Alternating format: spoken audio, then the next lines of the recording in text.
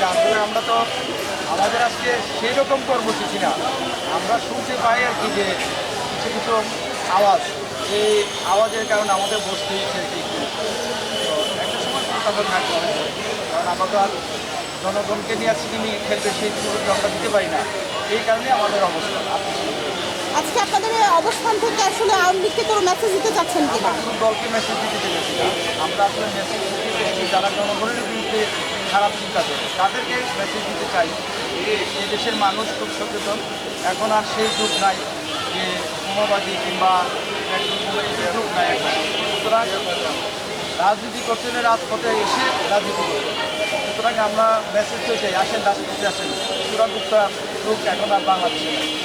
আমরা অনেকটা জায়গায় দেখলাম কিন্তু আপনাদের এখানে সর্বোচ্চ উপস্থিতি নিয়ে আপনার অবস্থান কর্মসূচি করছেন। আমরা সূত্রাপুর থানা গত 16 বছরেই সর্বোচ্চ লোক অংশগ্রহণ করছে।